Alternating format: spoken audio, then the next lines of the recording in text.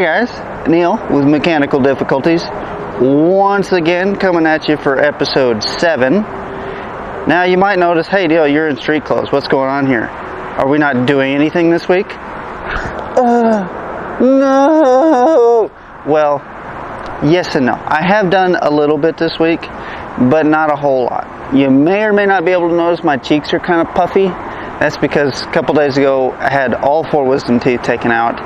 So that kind of put a damper on me working on things. So, yeah.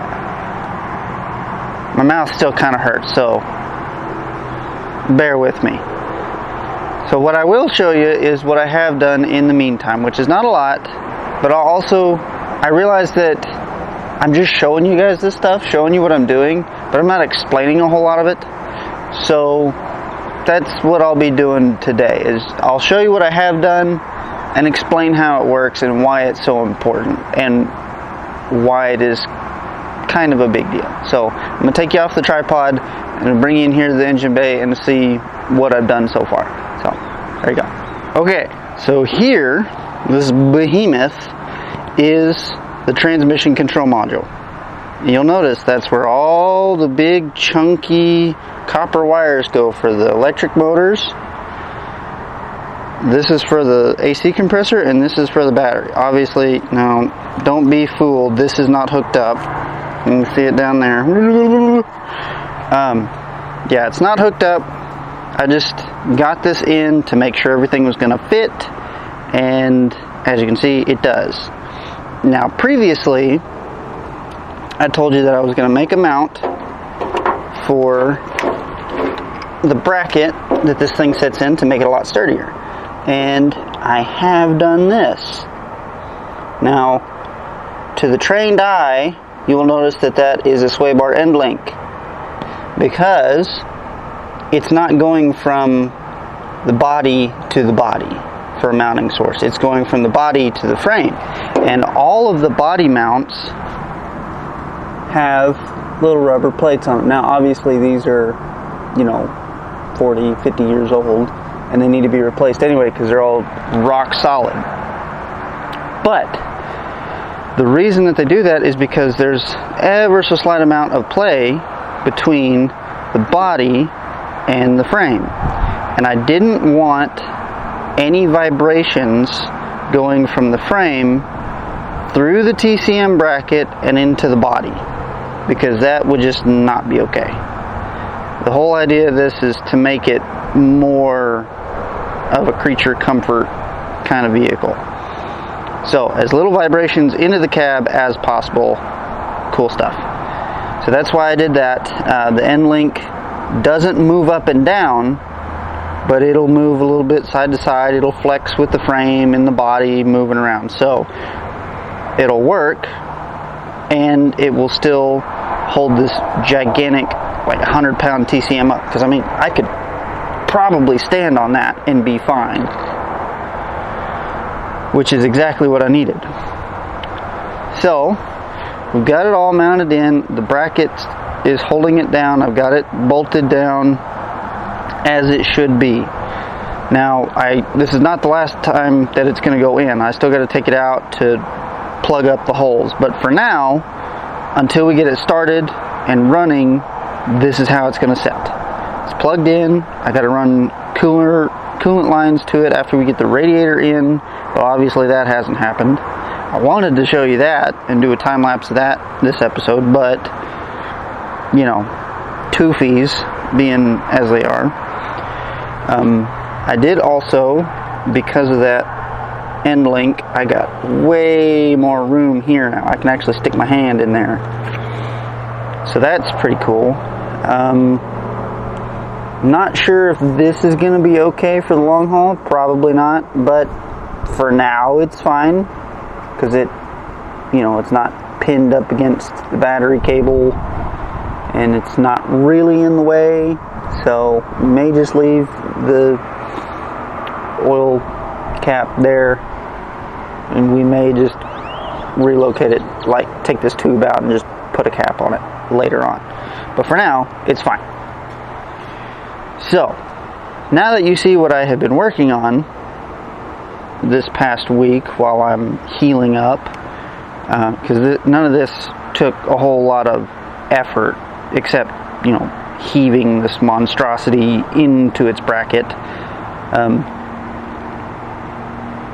Now that it's in there, I can tell you how it works. So, like I said, we've got AC compressor, power and ground from the battery, and we've got 6 cables that go to 3 each go to their corresponding motor, electric motor in the transmission. So, what this magical box does is it takes the DC power from the high voltage battery, and it takes through this connector here, it takes in data from the transmission, from the engine, to calculate how much load is on the transmission, what gear it needs to be in, how fast the motors need to spin, and, you know, the charge of the high voltage battery. And it takes in all of this information, and it has 6 giant transistors. It's getting kind of windy. Giant transistors that control each phase, each of the 3 phases, 1, 2, 3, of each motor. So, if you've ever messed around with electric RC cars, this is just a gigantic ESC, electronic speed controller. It takes the signal from the transmission, from the engine, and uses that to decide what it needs to do with the electric motors. And these transistors turn the DC power from the battery into alternating current, so that it can use the alternating current to create giant electromagnets to turn giant motors in the transmission. Now, that probably sounded like a whole lot of gobbledygook. But basically, what it does is takes the battery power and puts it to the electric motors in a way that is usable. So that's why this is here. Now, because there's so much electricity going through these wires, that's why they're big bright orange wires. So, you know, ooh, don't grab on this unless you want to get fried. But also, it generates a lot of heat.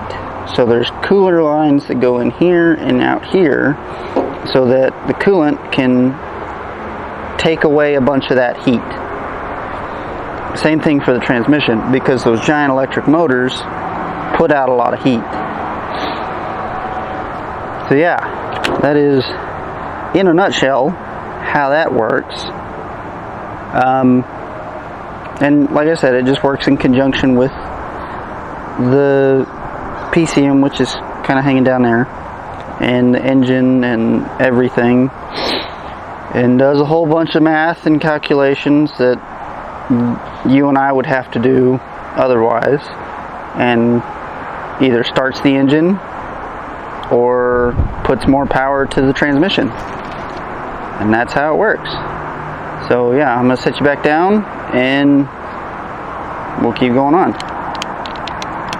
Okay, so like I said, pretty short video this week because unfortunately I didn't get a whole lot done. Hopefully next week we'll start on, you know, bigger stuff like the radiator and start getting that put in and getting this thing that much closer to running. But that's not to say that we haven't done a whole lot this week.